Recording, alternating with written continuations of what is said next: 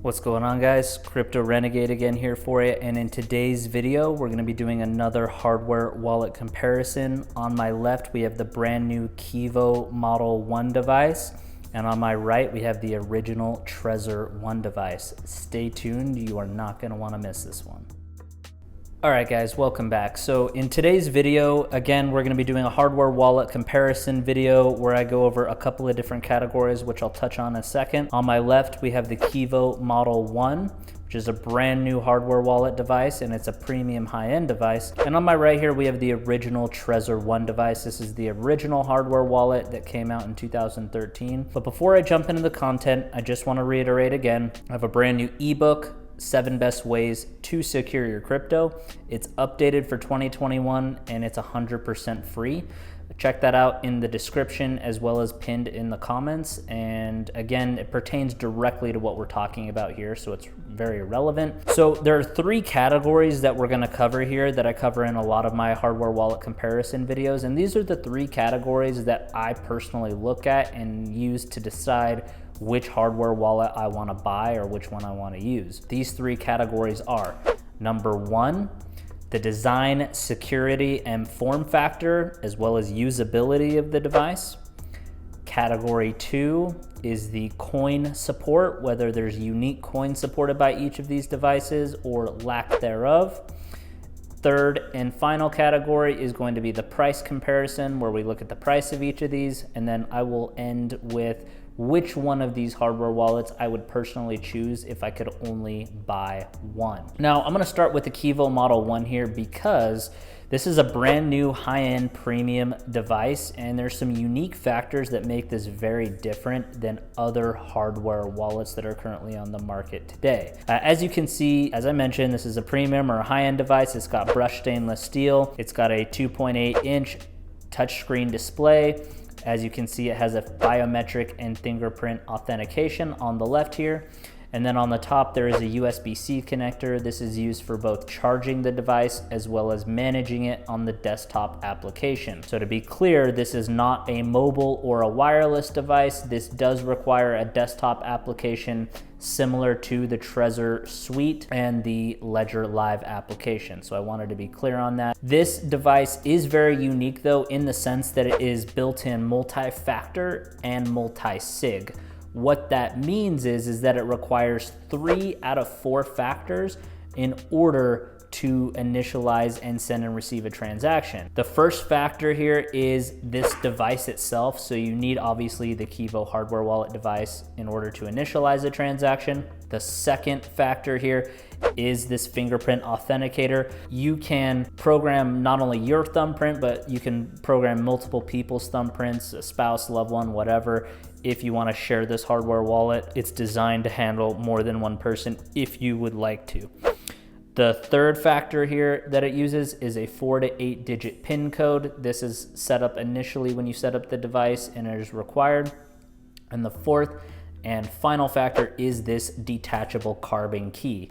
Now this also is a dual chip architecture design, so there is a secure element on this removable carbon key as well as the device itself. And as you can see, it magnetically attaches, and you need 3 out of those 4 in order to sign a transaction. Another thing that I wanted to point out that's unique to this carbon key is that this is a seedless recovery, which means that you do not need a 12 to 24 word recovery seed phrase to initialize or set up this device. That is what this carbon key is for. So not only does that potentially make it more secure, that you don't have to store and save a piece of paper, but it allows you to generate it and store it on this carbon key as well. The other factor that makes this extremely unique is that there is an optional beneficiary service that you can use. Now, this is ultimately an optional custodian provider. They've teamed up with Iron Mountain, and you can send in your carbon key here to this provider and they can store it for you, and you can sign and set up a beneficiary. They are tackling a problem that hasn't been tackled by other hardware wallet providers.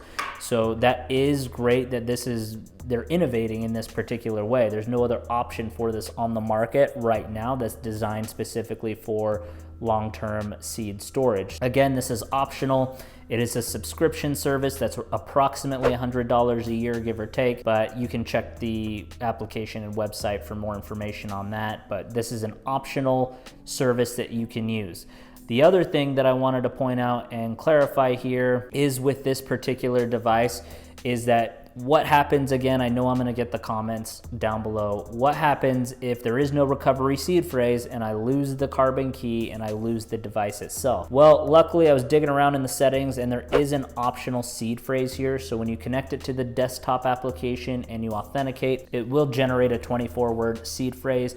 It's not required, but it is optional and it is here if you would like a backup. So just wanted to point that out, that it does exist. It's just not required or designed to be required with the setup of the device. So that's an overview and recap of this Keevo Model 1. So let's take a look here at the Trezor 1 device. Again, this is the original hardware wallet. It's got a plastic design, 2 mechanical buttons for authorizing or denying a transaction. As you can see, it also has a keychain, and then there is a USB-C connector at the bottom here. And ultimately, this is just sort of a cheaper entry-level device with a plastic frame. It's a black and white screen. However, this screen is bigger than the Ledger Nano S, so you can see the full transaction details on the screen that's generated. You don't have to wait for it to scroll or anything like that. And then you can use these 2 mechanical buttons to authorize and sign a transaction. Now, it also uses the brand new Trezor Suite desktop application, which is very similar to the Keevo Link, and it's very similar to the Ledger Live application, meaning that this does require a USB connection in order to manage your portfolio, and you need to connect to that application in order to send and receive your crypto. So I wanted to point that out. Again, 2 opposite ends of the spectrum in terms of the hardware wallet spectrum here. This is kind of comparing apples and oranges, but these are 2 of the most popular options. So I wanted to kind of give those different options here. Overall, for an entry-level device, this is obviously the original. It's one of my favorites. I still use this original Trezor 1 device all the time, and it works flawlessly. So just wanted to point that out. The desktop application that they're building is in beta. They're expanding new features all the time, but I did a review on that, and I'll link that above if you want a better detail of the Trezor application. There is no security element chip, but it is using a secure MCU boot, which is just another security method for this design. And again, have had no issues with the Trezor 1 device. So let's talk about the second category here, which is coin support. So let's start again with the Keevo Model 1. Now, as of shooting this video, this device here at launch only supports 4 coins, so I wanted to clarify that. Coin number 1 obviously is Bitcoin, but this includes SegWit, BEC32, and Legacy. So you have different variations and networks that you can use when using Bitcoin. The second coin here that you can use is Bitcoin Cash. Third coin is Bitcoin SV. And the fourth and final coin is Ethereum. As of right now, those are the only 4 coins that are supported, but they are expanding new coin support. As someone that's worked on a hardware wallet myself, I can tell you that is very time intensive, capital intensive, as well as a lot of testing that goes involved with adding new coin support. So just again, be aware that at launch, these are the only 4 coins that are actually allowed on this or that are actually programmed for this. Just wanted to make sure that you're aware of that, sort of the limitation as of right now for the coin support on the Keevo. Now, the Trezor 1 is going to win in the category of coin support. The Trezor 1 holds a lot of different coins on the Trezor Suite, although just for an example, certain coins like XRP, Ripple, or Cardano are not supported on this. You would need upgraded Trezor Model T for certain coins, as well as for staking. But this holds your basic Bitcoin, Ethereum, ERC20 tokens, Dogecoin, just to name a few. So technically you are gonna have about 10 to 30 different coins that are gonna be natively supported on the Trezor, as well as